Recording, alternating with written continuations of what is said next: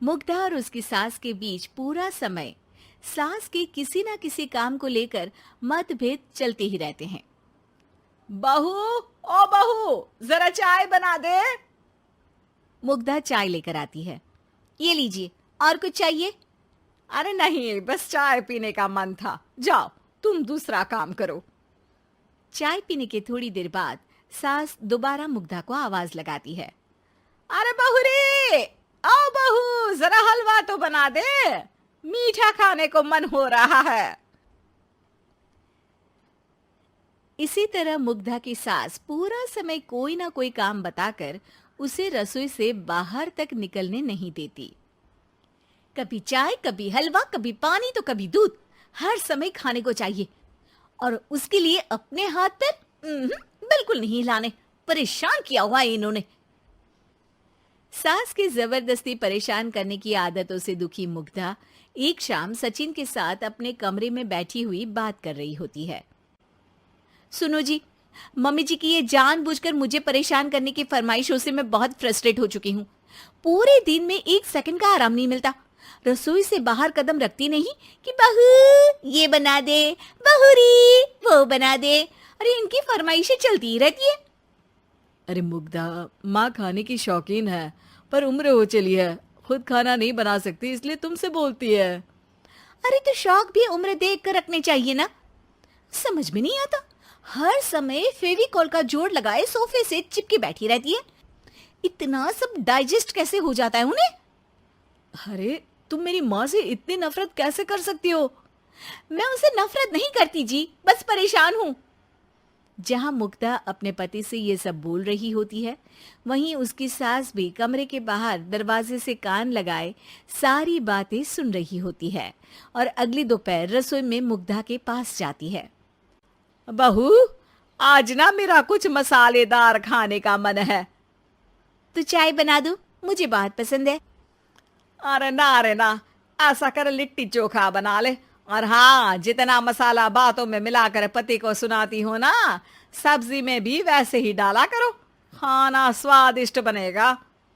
सास की बात सुनकर मुग्धा हैरान रह जाती है।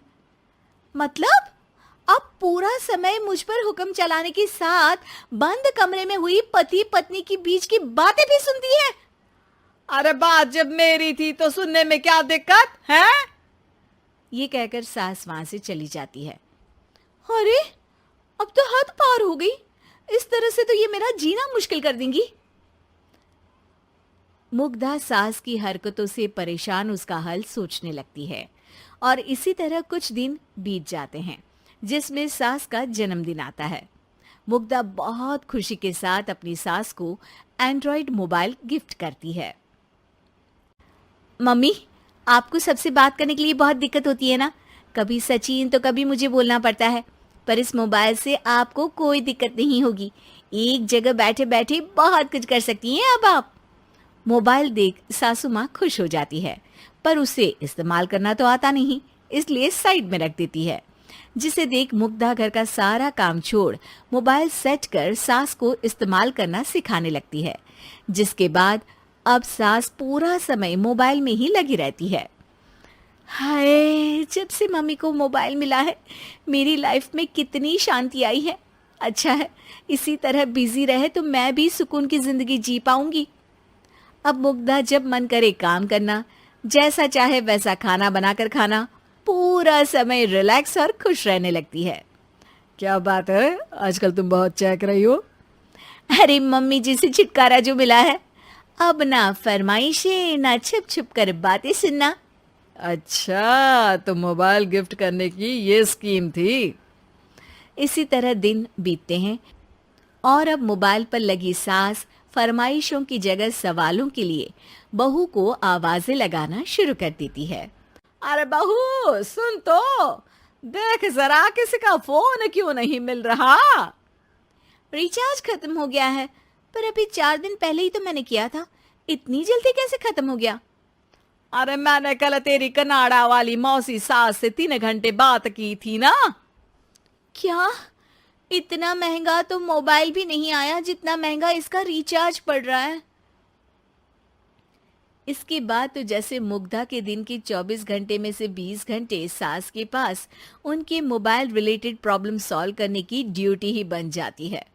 अरे मुग्धा, ये मोबाइल में अचानक तेरी मौसी सास की शक्ल क्यों दिखने लगी? और ये तो हिल भी रही है। मम्मी, ये गूगल डुओ का वीडियो कॉल है। इसमें आप बात करने के साथ एक दूसरे की शक्ल भी देख सकती हो। अच्छा, ये तूने मुझे पहले क्यों नहीं बताया? अब बताने के लिए पहले नहीं बताया। इसी बीच सचिन भी वहां आ जाता है और सास अपनी वीडियो कॉल में बिजी हो जाती है। क्यों, सास बहू में क्या गपशप चल रही है? इसे गपशप नहीं, दिमाग का दही होना बोलते हैं। पर तुम तो मम्मी को मोबाइल देकर बहुत खुश थी, फिर क्या हुआ? हाँ, उसका सुकून भी कुछ ही दिन मिला। अब घर के टंटे खत्म हुए तो मोबाइल की टिंग टिंग शुरू हो गई। देखो भाई, कुछ पाने के लिए कुछ खोना तो पड़ता है।